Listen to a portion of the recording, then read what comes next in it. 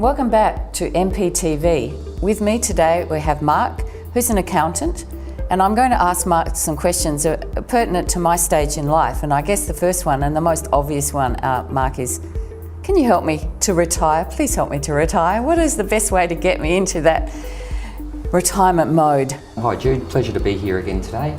I think I'm in the same sort of stage of life as yourself. I'm just on the edge of the baby boomers, so I know exactly where you're coming from. And there's a number of clients that I deal with that are approaching retirement. And I suppose it's one of those things where sometimes they haven't been thinking about it. Really? I find that very hard to believe. And they go, oh, better go and see someone about this. And I suppose an interesting part of that is that what we do as accountants dovetails a little bit into what financial planners do. And I understand that you have been speaking with some financial planners on these video webinars as well. I myself have qualifications with financial planning and accounting, and I think that gives me a unique perspective in being able to advise clients and being able to point them in the right direction. Yes, and there are many steps that you have to take, I understand, as I have actually taken some myself. So I guess my next big scenario is, and this happens a lot with people, particularly of my age, because we bought the houses on the great big quarter-acre block, often lived in big houses. So what do we do with a big house? Do I knock it down? Do I sell it? Do I downsize? Do I knock it down, maybe build 3?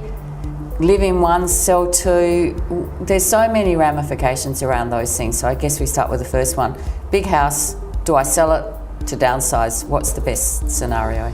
There are so many options. So there's a list of about 20 items there, so I think I'll start at the top. Start with the first one. Absolutely. I suppose one of the considerations for a lot of people, hopefully they haven't had children that have got what they call failure to launch, and they haven't moved on. Yes, that's true. The ones that stay home forever. They're the ones. Or come back. Yes. So hopefully that's not the situation. And as you say, you've got a larger house. Is it an idea to downsize, and which way you would move with that? So I suppose with the downsizing idea, I generally speak to people in terms of, okay, the stage of life that you're at, is it just the two of you, or where do you want to live? And lifestyle choices come into that, believe it or not. Oh yes, it certainly does. Rather than just the monetary considerations. And I say, right, where do you want to live? And how big a house do you really need? And is it the case that you're going to be off travelling and doing your own thing and whatever you might be wanting to do? That's the one. Exactly. So if you're going to be doing that, then scaling down is a good idea, because you don't have the upkeep of the yard.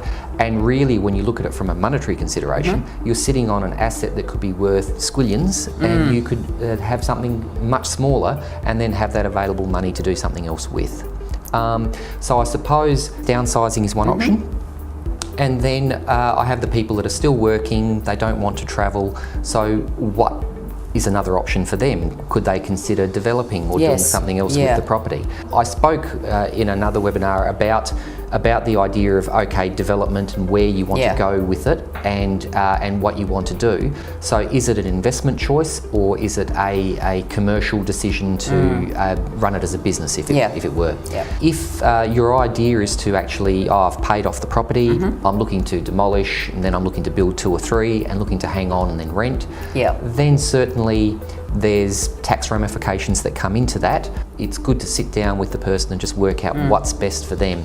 And one shoe doesn't fit all. No. Everyone's slightly different with what they want to do with that. So thank you once again, Mark, for being so generous with your time. We really appreciate it. Thank you very much.